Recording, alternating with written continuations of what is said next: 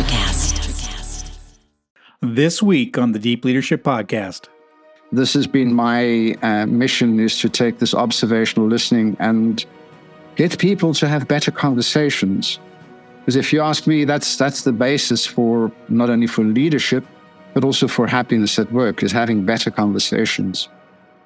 Hi, and welcome to Deep Leadership. I'm your host, John Rennie. Well, I hope all is well with you today, and I'm so glad you found this podcast. Now, if you've been a long-time listener, I want to thank you for tuning in each week. The success of this podcast is because of your loyal viewership. If you're new, welcome aboard. The purpose of this podcast is to build a world with better bosses, and we do that by introducing you to the greatest minds working in the leadership space. Our guests are authors and academics, podcasters and entrepreneurs, business leaders, military leaders, and successful leadership practitioners in a variety of industries. And our goal is to provide you with practical information to help you along your leadership path, whether you're new to leadership or a seasoned pro. So thank you for listening in. It's an honor to be your host and leadership guide in this journey. Now, as you know, we could not do this important work without our core sponsors, the Salty Sailor Coffee Company, Leader Connect, and our latest sponsor, Pharaoh Skincare. I highly recommend you check out these companies and give them some love by following the links in the show notes. You can find links to all of my books as well. In this podcast episode, we are discussing what it takes to become an excellent leader, and my guest is Markus van Alphen, a renowned leadership psychologist and author of 15 leadership books. Markus helps us understand what it takes to become a leader worth following. Here's the thing about leadership: great leaders are made, not born. So everyone listening into this episode has the opportunity to be an impactful leader that people will remember for the rest of their lives. Now, this was an insightful episode I know will help you accelerate along your leadership journey. So are you ready to dive in? Let's get started.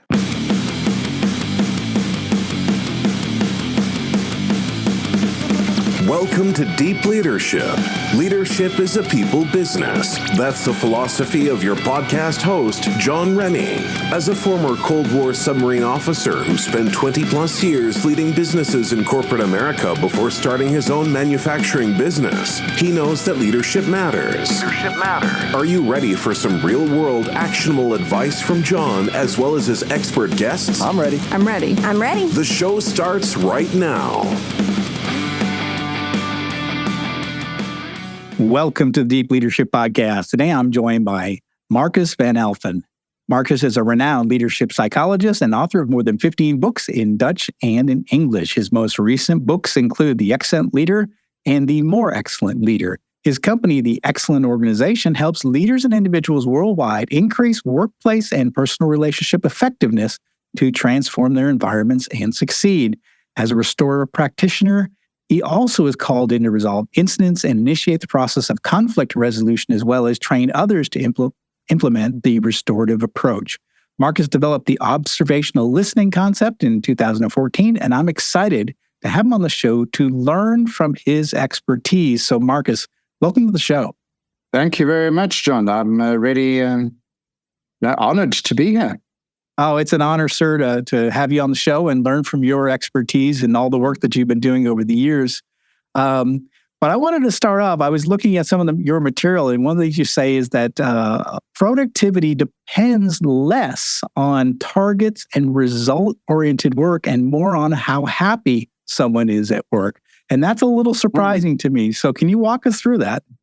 Oh, yes, I can. There's so much recent research. I even read I read a study of this year. That's the pre-report, so it's only just come out, that actually says that people who have a sense of purpose in their work, for example, that those people, that it changes their personality for the better. That in a period of 13 years, they saw improvements in the big 5 personality traits of these people, and those were positive improvements. So just simply having purpose, and to me that is part of job happiness. If you are doing if you're doing a job just for the salary, that's a completely different motivation than if you're doing this because it fits with who you are. If you're an authentic person and you can be authentic, and you feel that you're contributing to whatever it is that you're contributing to, the sense of purpose, this fits as far as I'm concerned, perfectly with this concept of happiness. And what we also know is, again, a ton of research that just shows people who are happy, they perform better. They also, there's less sick leave. It's actually a no-brainer if you think about it. If you're happy, you like going to your work. You like turning up. You like doing your best. There's less people who decide to leave the company. So you maintain your talent. So you spend a lot of work as an organization to attract this good talent. And this to me is actually a very simple way to retain your good talent, is make sure that your people are happy in what they are doing. So that's maybe a couple of different aspects thrown in at once. But that to me is the essence. Which is very interesting because we don't talk about that. When we get train up leaders, we teach them, all about goals, and we've got to hold people accountable at targets and what have you. But nobody talks about being, maintaining there or working to make sure your employees have purpose and they're happy and they like what they do. But you're saying that has a bigger effect, which is unusual. We should be spending more time on this side, I would imagine. Well, I actually think it's not that, not as I said, it's not rocket science if you think about it. I mean, KPIs and all that kind of stuff, beautiful stuff. But is that what makes somebody happy? Yeah. Or is this the idea of, hey, I'm doing something that's meaningful and I'm doing something that fits with who I am as a person? Yeah, that makes so much sense. And again, it's common sense, but it's not commonly practiced. So it's good that we get that out there first of all, so everyone can understand that, yes, happiness, sense of purpose, these things are related to productivity and work performance. So I love that. But one of the things in the introduction, I mentioned observational listening that you developed back in 2014. Talk to us about what that is and why that's so important in leadership. Well, it's actually a deepening of what we should be taught in leadership trainings, and that's active listening. Is how to be present in a conversation, how to make sure that the other person also feels heard, and that the other person sort of can share their story, and that you're listening. I was always puzzled why certain people could do this better than others. You notice people sometimes go into a conversation. For the one person, it just goes. And for the next person, they battle. And my sort of observation in the long run was the difference is how they are present in a conversation. And the people where it just goes sort of so naturally and simply are the people who are observing what are the emotions that are going on in that other person right here and now. So not what they're telling us about their emotions. No, what you're sensing in that other person is happening right now. And those people, they just naturally focus their conversation and they steer their conversation according to what's happening in the conversation. And that part of observing, and I believe it's not only eyesight, it's also your hearing. It's actually trying to put all of your senses in as much as is possible to understand what's happening in that other person. These are the people where the conversation just flows.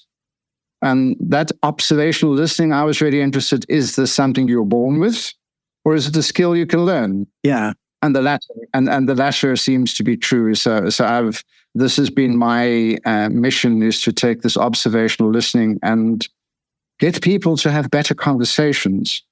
Because if you ask me, that's the basis for not only for leadership, but also for happiness at work, is having better conversations. I love that you started with being present. Is something that I talk about a lot. Is one of the most important things we do as a leader is be present. But one of the things what I like what you said is that this is something that can be learned. And so one of the areas someone might say is like, I'm sorry, I lack empathy. I'm an accountant. I'm an engineer. I'm a whatever. I lack empathy, right? Well, you're saying you don't necessarily have to have empathy. You have to be present, and you have to be observing what's happening with all of your senses. And that's not being empathetic. That's actually being an active an active player in the conversation. In a way, it's both. Because I'm saying that empathy is this. Empathy is listening to, being present, and just trying to observe and trying to use all your senses to get the best approximation possible of what's going on in the other. And just for listeners who might be thinking, well, I'm an engineer. Well, guilty. I was an engineer too. I started my career as an electrical and electronic engineer. So I don't think it's got to do with the profession you choose. I think it's got to do with just being aware, hey, hang on, I can tell electrons to go left or right, but people, different kettle of fish. Yeah, I knew your background was in engineering. That's why I touched on that. And I'm also an engineer. And we're talking about leadership. So we're talking about things that are not, we didn't learn in engineering school at all, for sure. Yeah. No, definitely not. No. Yeah. So your books, An Excellent Leader and A More Excellent Leader. I have to ask the question: what are some of the is it characteristics or personality traits or things that they do? What makes an excellent leader? Well, this is exactly it. This whole idea of that you need to be born a leader. In other words, have certain personality traits and things like that. I don't believe that's entirely true. Yes, of course, it's easier if you, for example, are a slightly more open person and you're slightly more friendly and things like that. But that doesn't mean that you cannot learn things. And my point of departure in all of these books as well is start observing what you can already do. Start observing what works and what doesn't work. And it's a very simple but not easy thing to do. Is that what works? Do more of it. Yeah. And that what doesn't work, do less of it. So to me, that's already a very basic thing. I believe everybody already has a certain amount of empathy in them, so they can do this already. It's just they're not aware of it. So my whole idea behind this observational listening is how do we make people more aware of the capacities they have and just put these capacities in, just more consciously, more goal-oriented, more consistently. And that's the way we can find an easier way to converse with people. That to me is the ideal. Yeah, it's interesting because we, as humans, we have all sorts of relationships outside of work, right? Where we're probably, if you're married, you've had to, probably had to date. You probably had to be empathetic at some point in your life, right? So, and is it that we leave if we leave that at the doorstep to work, and we think that we don't have to bring that to work? But I mean, I think people have the capacity for it outside of work. You're saying we need to bring that into work. Exactly, and this touches on this myth that we're all brought up with. At work, no emotions, please. We're completely rational and things like that. And I think cook. I mean, how are you going to turn up at work without emotions? And to me, that's just it's just not possible. Yeah, I think, have you seen, I've been in the workforce for a long time, 30 plus years.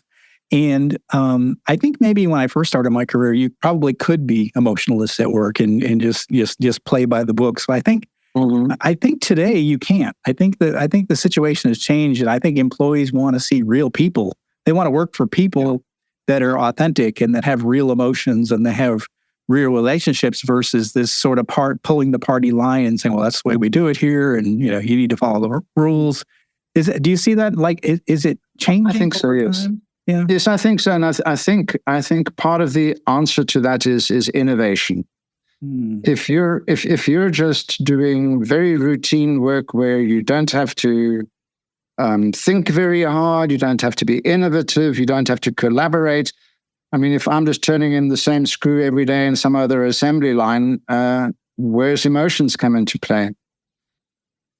And I think that a lot of the work that was very mundane has been automated.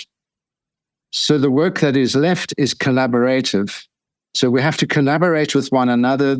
This immediately brings this whole subject of emotion. how do you collaborate with somebody without any emotion whatsoever? I mean, I find the idea of no emotions completely ridiculous, because you wouldn't come out of your bed in the morning. You wouldn't turn up for work. We'll be right back after a quick word from our sponsors. This episode is brought to you by Men of Grit, Into the Wilderness. The world needs strong men. Are you ready to step up and become the man you were meant to be? Are you ready to face yourself, reject comfort and complacency, and build a legacy of unbreakable strength? Well, from the authors of Jerry Adams and Timothy Regal, both who have been guests on the show, comes Men of Grit, Into the Wilderness, a 40-day challenge to renew your faith, restore your masculinity, and re-energize your family. This book is a call to action to rise up from the couch, embrace your biblical masculinity, and become a strong and powerful man of faith. Are you ready to embrace the challenge and enter into the wilderness? Men of Grit, Into the Wilderness is available on Amazon October 19th. This episode is brought to you by Pharaoh Skincare. I would have never imagined I'd be talking about skincare, but this stuff is truly amazing. Pharaoh is revolutionizing skincare by replacing harmful chemicals with natural ingredients sourced from regenerative farms. Now, weightlifting is tough on the hands, and Pharaoh's Epidermis is the best product I've ever used to get my callous hands back to normal and stay in the game. Now I use it every day. Pharaoh also works to reduce fine lines, wrinkles, and improve overall skin health. As Pharaoh CEO Charles Mayfield likes to say, a little Pharaoh goes a long way. Deep Leadership Podcast listeners can save 15% off all of their products by using the code DEEP at checkout. So check them out at pharaoh.life. That's FARROW.life. This episode is brought to you by the Salty Sailor Coffee Company, the official coffee of the Deep Leadership Podcast. Salty Sailor is a veteran-owned coffee brand on a mission to deliver premium, fresh roasted coffee while making a positive impact in the world. Their motto is drink coffee and do good, which reflects their commitment to making amazing coffee and actively supporting the military community. 10% of every order goes to the Navy Marine Corps Relief Society, an organization dedicated to helping sailors, Marines, and their families in times of need. All our listeners get 10% off every order of their amazing coffee by using the discount code DEEP at checkout. So check them out at saltysailorcoffee.com. Life is hard, but finding a really great podcast makes the days go by so much easier.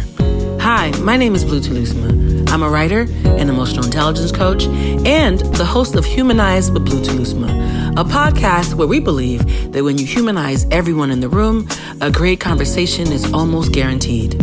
Join us every week here on Electricast as me and my guest co-hosts unpack big topics and interview even bigger personalities with a sense of humor and a dash of mischief. If you're looking for a new best friend in your head, we've got you covered. Electricast. Yeah, it's interesting. Yeah, it's who we are. It's our, it's who we are as our authentic self. And I think we don't. I think our employees they don't want a fake boss. They don't want someone that's just sort of, no emotions, bad news, good news, and no emotion. I think that's not exactly what they want. They want someone who's genuine, someone that's approachable, they can understand and relate to. Yeah, so that's interesting.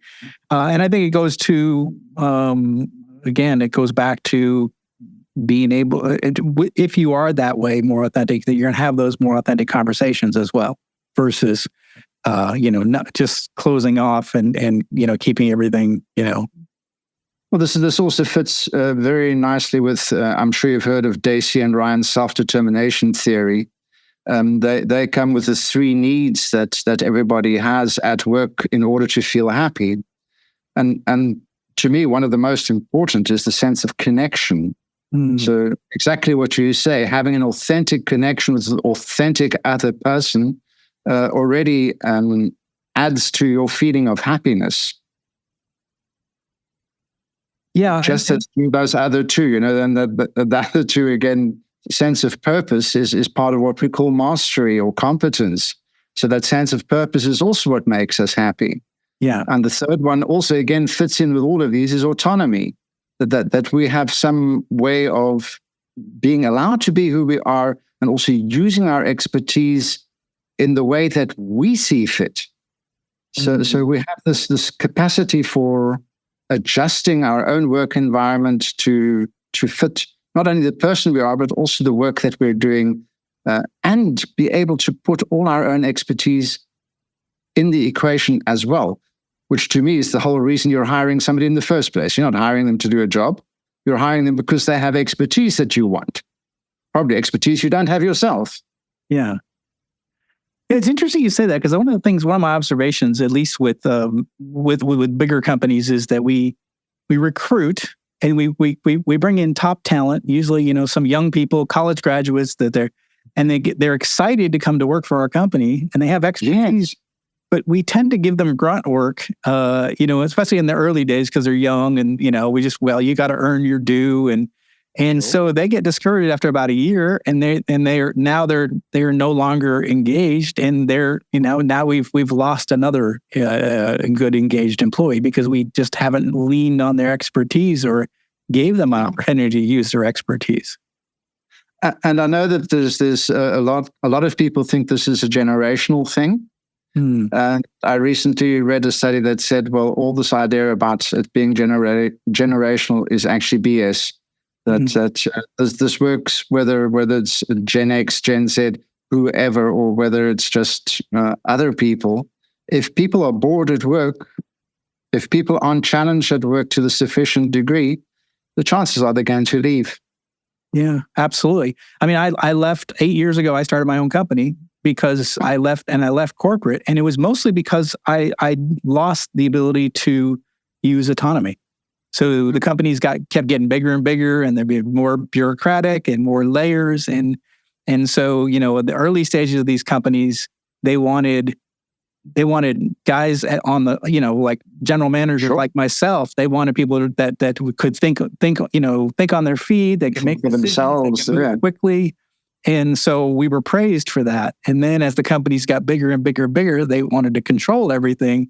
And so we became villains, those that were thinking outside the box and using autonomy and their own vision to get things done. So I went from being a hero to a zero in the company got more bureaucratic. So for me, it was like there were less and less things I had authority to make decisions on as a vice president, general manager. So I just said, you know what? I think I'm done with this. I'm out of here. Yeah. And what you're saying, I know there's also micromanagement is a killer, is an absolute killer for people's motivation. And this goes against all three these needs that I just mentioned. It goes against the need for autonomy. It goes against the need for purpose, mastery, and for connection. People who feel micromanaged, they just feel, what am I doing here? I'm a robot. Yeah, I've been in a situation where I was micromanaged once, and I think the feeling I got was, this boss doesn't trust me, because he's telling me everything to do every minute of the day, and I'm like checking me every minute of the day too. Yeah, and so it was almost like I don't trust you, and so I have to detail everything you do because I don't trust you, and that's. We don't stay in relationships where people don't trust us, right? We look for another relationship. So that's true at home and at work. Exactly. And the other side of the coin, I talk about absent leadership, and so these are leaders that are just not present, right? Yeah, so yes. and they're never around. They're always in meetings and they're always busy. And the feeling there is that this boss doesn't care. They're not present. They don't care what's happening. So either one of those spectrums, too involved or not involved enough, can be disastrous for leadership. No, I feel what you're saying. I think that there also is the whole idea is it's got to be genuine. If you ask me, it's got to be authentic. So if you're interested in another person, if it's a trick, I don't know. I think people aren't that stupid. Yeah. If it's just a trick, people are going to latch on to you, and then you have exactly the opposite effect. So I really believe, and this is also what I preach with this whole observational listening thing. If you're going to do this like a trick, please don't do this. This only works, and it works really well when you're authentic. I like that. Yeah. Yeah, I was just thinking to myself, some people might say, this is my authentic self. I'm a jerk, and so if somebody is we want people to be authentic, but unless they're a terrible person, right? I guess it's like, I was just thinking to myself that, we tell people to be authentic, but you also have to be authentic in the right ways, right? I mean, in terms of having that positive relationships and actually looking out for the best interests of your employees and what have you, right? Well, I think, look, it's okay to be a jerk. Who am I to say you're not allowed to be a jerk? The question is, what are you in a certain job for? So here we come to actually the description or the function description of what is a leader's role. And I don't believe being a jerk fits in with the role description of a leader. And I don't believe motivating other people is part of your job description either. Some people disagree with me on this one. Yeah, they're welcome to. But I believe, and this is what I believe observational listening adds to the equation, is if you're in tune with other people and their needs and their emotions, you don't have to motivate them. It's because they're there already. In other words, they are already motivated. So the only thing you have to do, or you don't have to even do it goes automatically, is if you're in touch with people, you know what they need. And you can just align with what their needs are. And they're motivated. They come to work, they're happy, they're doing things for a complete different reason and for the salary they get at the end of the month. And yes, of course, you need the salary. I mean, that's a no-brainer as well. So the saying that salary isn't important, that's not true. But salary works in a different way than what, shall we say, the management science of 20, 30 years ago taught us. Carrots and sticks don't work. Daniel Pink is a very well-known author on this one. He says carrots and sticks don't work the way we think they do. Yeah. I love that you're saying it. This is sort of 3D level chess. This is sort of the next level. So we say, well, it's about motivating other people, right? But really, it's about how do you create intrinsic motivation in the individual, right? And that's when things become magical. And it's all about aligning their wishes, dreams, desires, career goals with what the company needs. If you can align the things that they've been put on earth to do, they feel like they've been put on earth to do, and you do it in pursuit of company objectives, then you just get out of the way as a leader, right? Because people are internally motivated to get things done. And that's also why I'm a big fan of, Simon Sinek calls it the why of the organization. I believe if that's public knowledge, why are you, what is your reason for existence as an organization? If that's clear, then people will want to work for you if that fits with their own why, with their own reason for existence. And that's making for so much better chances that people fit and that people will want to stay and that people are motivated indeed intrinsically. So I don't believe you have to create that intrinsic motivation. I think it's there. It's there already. You just have to align with it. Yeah. And I think that those are going to be the employees that are going to go above and beyond. If they feel like they've been put on earth to do this thing and it's in pursuit of the mission, which has been clearly stated, and that like they believe in that mission, then you don't have to do much as a leader. Then they're also going to go that extra mile. Yeah. Interesting. One of the things I was also looking in your materials, and you say it's important for employees to feel as if they are heard, seen, acknowledged, and psychologically safe, or feel like an environment where they're psychologically safe. Can you talk a little bit about that? Well, I think the first three I've basically touched on already with this whole idea of observational listening. Psychological safety is sort of an overarching thing, which also fits with those others. And that's really this idea of, am I allowed to be here? Am I allowed to speak up? Am I allowed to make critical comments? Am I allowed to share my expertise without having the fear of having my head chopped off?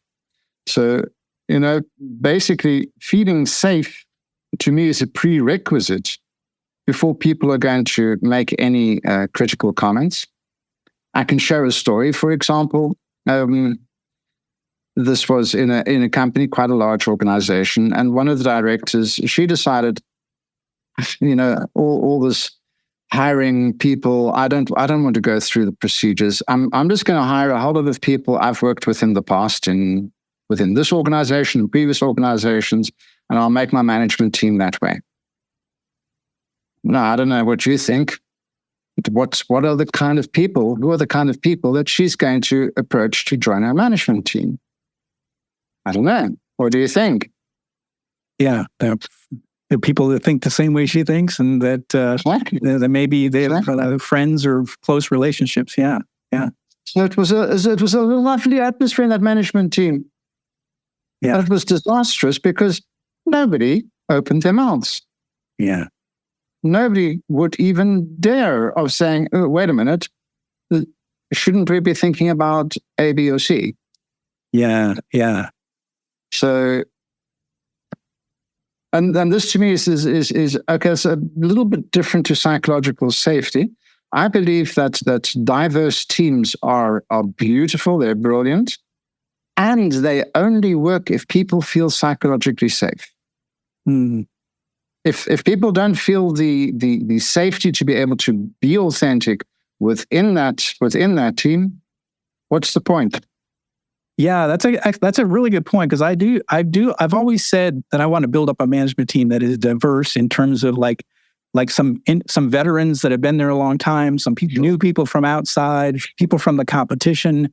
I want to get a diverse kind of focus on my leadership team. I always look for that. What you're saying is that's okay, but what you need to make sure is that they have the safety. They feel they have the psychological safety to speak their mind, and that's a big part of it as well.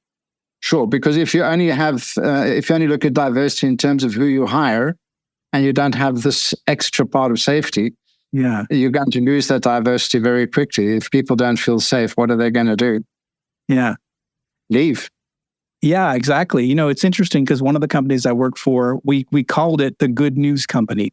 And that's because anyone who brought up bad news, they were fired, or they were, their careers were stalled. So nobody brought up any bad news. So it was always the good news company. And so what ends up happening when you're in a situation like that is you only hear good news, and you never hear of those early warning signals that something might be going wrong. And so, I that's one of the things I really stress with my employees, like, give me the truth.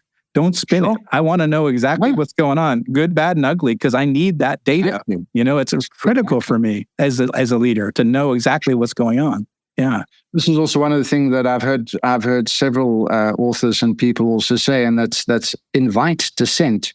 In other words, ask people, please play the devil's advocate. I want to know what can go wrong. What possibly, we've got this brilliant idea. Please tell me what can go wrong here. So not only what can go better here, but also what can actually go wrong here. And have that vulnerability yourself as well, display that vulnerability, that it's okay.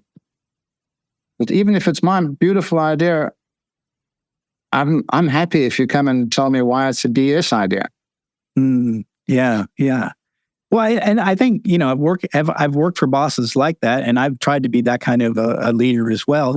And I think that it's fun in those kind of environments, because there is the back and forth. There is the, hey, I think we should do it this way for these reasons. And I always found like if you give people that psychological safety, the ability to speak up, the best ideas have always come not from me, but from the people in the room. And sometimes I always say it's the quietest person usually has the best idea, but that's just, I found the introverts tend to have, they're thinking while other people are talking. And so I always try to find that introvert and try to keep them an audience, because they usually have a crazy idea that no one's talking about, and it'll change the whole conversation. So I really think that's important.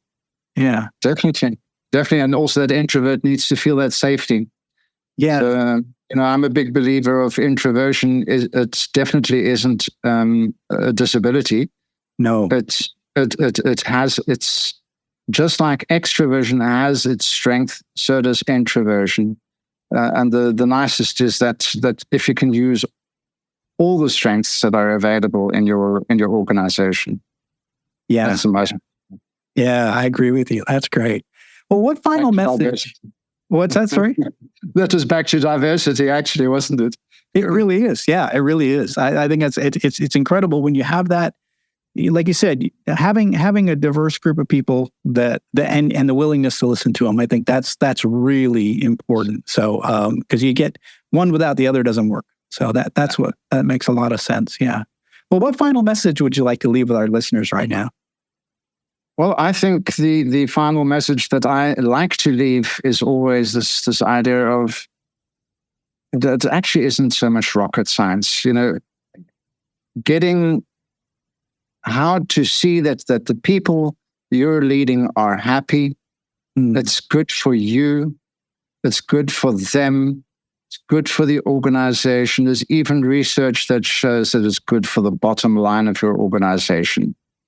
So to me, just that insight of realizing, this isn't something that's going to cost you money as an organization. It's the opposite. It's going to save you a lot of money and it's going to make you more profitable. And to me, it's not the one or the other. To me, it's the one and the other.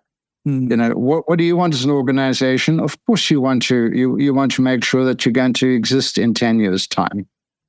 So yes, of course, you need to make sufficient money in order to make that a viable organization. And to me, it's not the one or the other, it's the one and the other. Yeah, I love that. And I talk about that a lot. It's the people and the mission. And sometimes some people focus just on people, and some people just focus on mission. But it's the end. The end is really critical. Yeah. Yeah. I'm a big believer in that little language changes. And this is also something I've noticed. The effective leaders, they tend to use the word and a lot more often than the word but.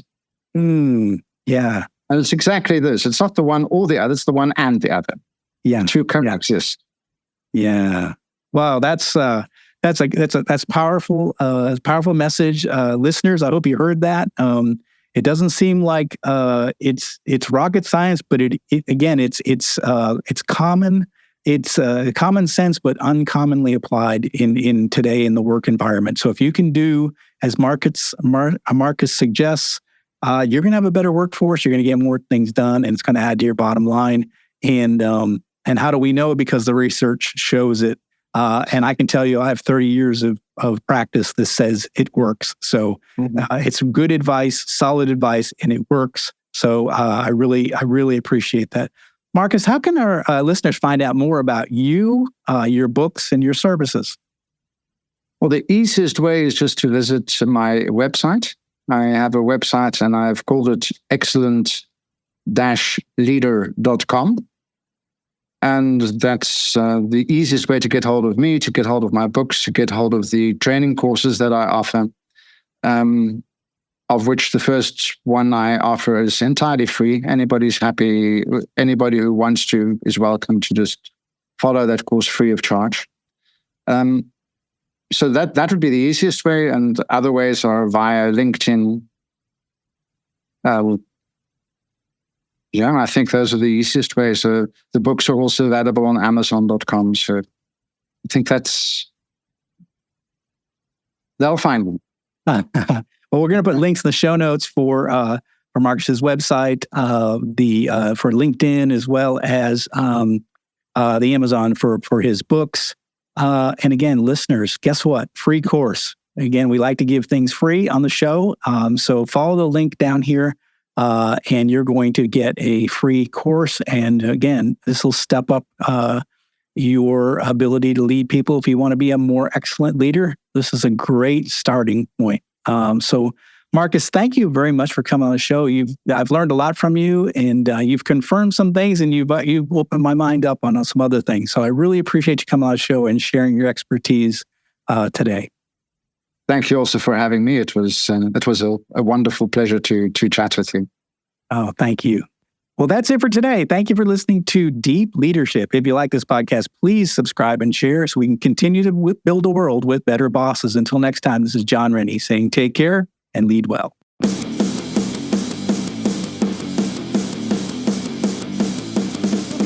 Thank you for listening to Deep Leadership. Thank you. Thank you. Thank you, thank you, thank you for all you do. We hope you enjoyed today's episode.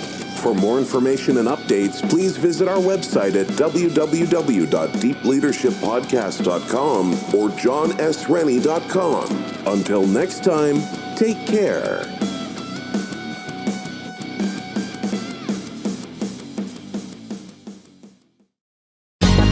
Ever thought about starting your own podcast? Do you have a business or a message you want to share with the world? Well, now it's easier than ever with Electricast. Hi, I'm Mark Netter. And I'm Peter Rafelson. We're the founders of Electricast Media. Whether you want to start a new podcast or already have one, join Electricast to grow your audience, monetize your content, and build your community.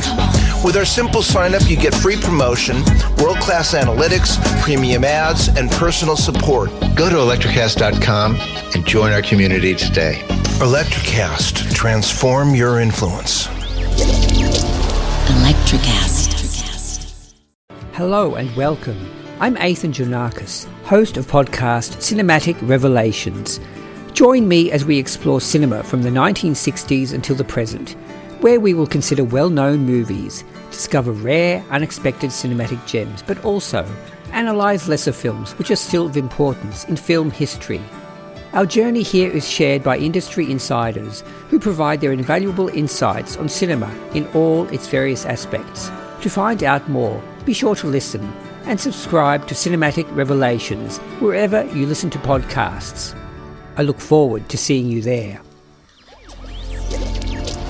Electricast.